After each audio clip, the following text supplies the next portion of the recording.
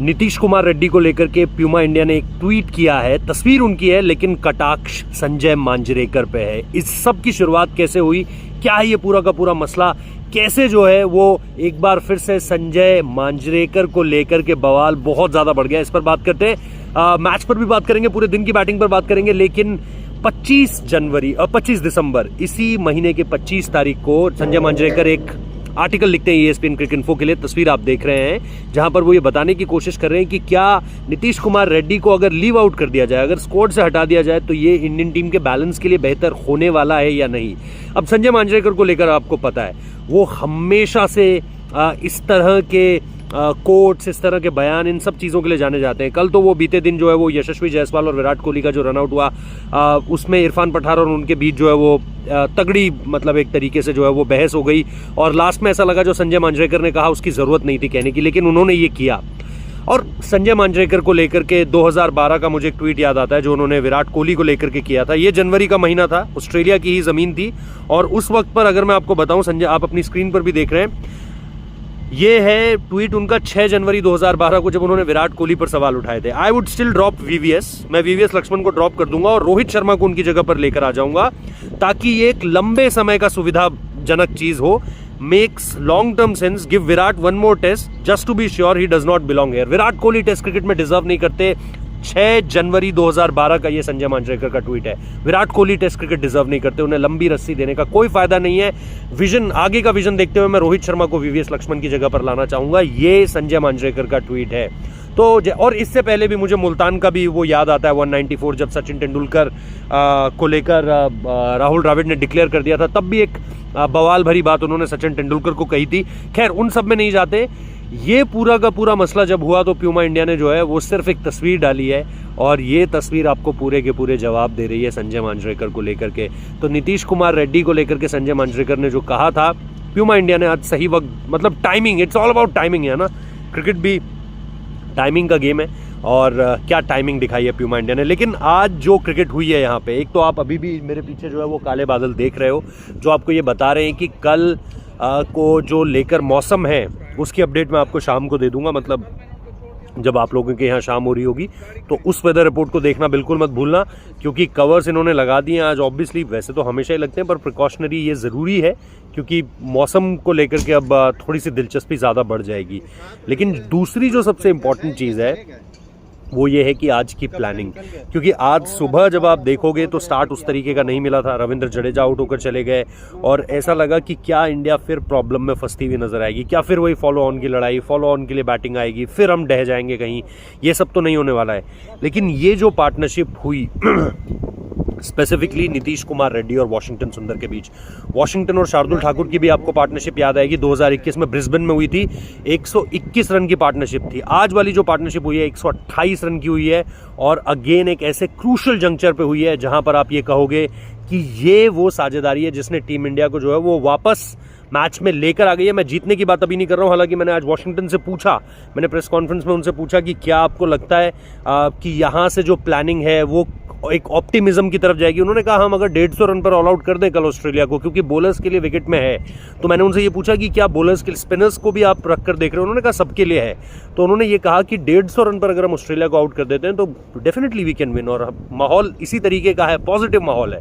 अब जाहिर सी बात है इसे रेप्लिकेट करना बहुत ज़्यादा मुश्किल होगा, ऑस्ट्रेलिया को 150 पर ऑल आउट करना। हमने किया 104 पे ऑल आउट उन्हें पर्थ में, लेकिन ऑब्वियसली 150 पर फिलहाल ऑल आउट करना अगेन एक मिरेकल ही चाहिए होगा उसके लिए, और उसके बाद फिर वो टारगेट चेस डाउन करना, वो ये सारी चीज़ें जो है वो अभी आउट ऑफ द ऑर्डर है।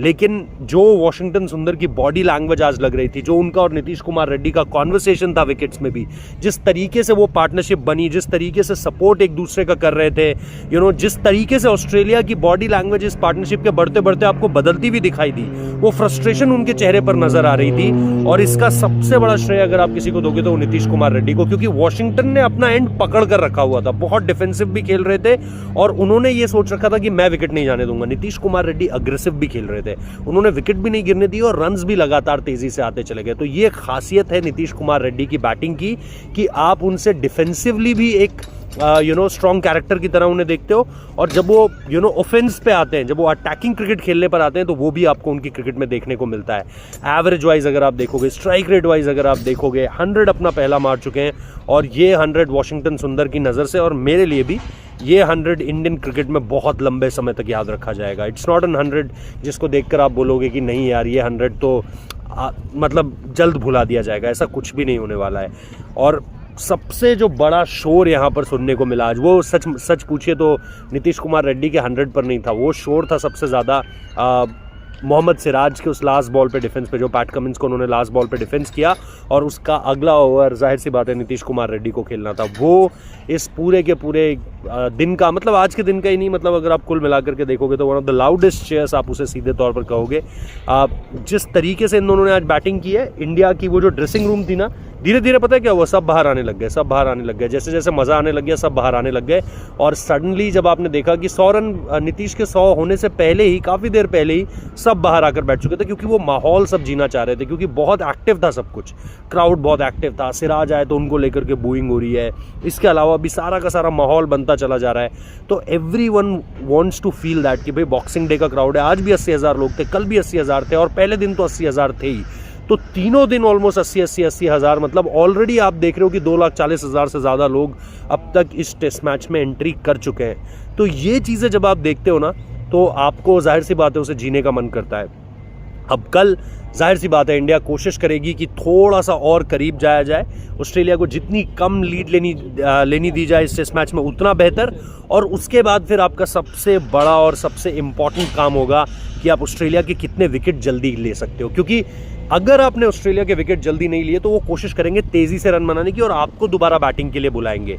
कहीं ना कहीं वो फिर चाहेंगे कि हम वो 300 से प्लस जाएं, क्योंकि ब्रिस्बेन में भी वो फॉलो ऑन देने से चूक गए, यहाँ पर भी उनके पास मौका था, वो चूक गए। और इसीलिए मैं कह रहा हूँ साइकोलॉजिकल एडवांटेज एक बार फिर से इंडिया के पास है। मोमेंटम पे ये लोग बिलीव नहीं करते। मैंने एंड्रू मैकडोनल्ड से भी पूछा था, मैंने पैट कमिंस से भी पूछा था, इन लोगों ने रफ ऑफ किया इस चीज़ को कि हम जो है वो मोमेंटम जैसे शब्द पर विश्वास नहीं करते।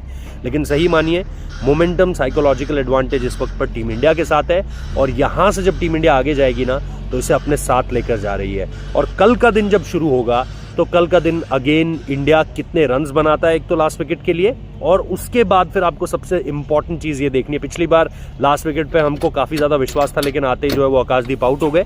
अभी अगर आप देखोगे तो सिंपल सी आपको एक चीज़ देखने को मिलेगी, और वो ये है कि कल आकर आप कितनी देर बैटिंग यहाँ पर कर सकते हो, कितनी कम लीड लेने दे सकते हो ऑस्ट्रेलिया को, और उसके बाद कितनी जल्दी आप, मैं ये नहीं कह रहा ऑल आउट कर दो तो जाहिर सी बात है वो तो कमाल ही होगा, वो एक तरह का चमत्कार होगा जो मैंने पहले कहा। बट इनको तेजी से रन ना बनाने दो तो आपको बैटिंग उतनी कम करनी पड़ेगी, क्योंकि उतनी ज़्यादा इनको बैटिंग करनी पड़ेगी। इनको भी 300 साढ़े 300 रन तक जाना पड़ेगा, क्योंकि आपको भी पता है कि ये 300 वाले टारगेट पर रुकने वाले नहीं हैं। अगर रुक गए तो ब्रेव ऑफ देम, क्योंकि फिर इसका मतलब उन्हें अपनी गेंदबाजी पर काफ़ी विश्वास है कि वो आउट कर देंगे। बट मुझे लगता है 325 से ऊपर वो जाएंगे, और वो जो आप कहते हो ना कि एक गाजर लटका दिया है कि भाई ललचाएंगे अब आपको कि आप चेज़ करने के लिए जाइए, वो सारा का सारा सीन यहाँ से होगा। लेकिन अभी ये सिर्फ आज के गेम पर था, कल क्या होने वाला है उसकी प्लानिंग आपको बताई। लेकिन बारिश को लेकर के शाम को एक वीडियो ज़रूर अपलोड करूँगा, उसे ज़रूर देख लेना, क्योंकि मौसम आप मेरे ठीक पीछे देख सकते हो।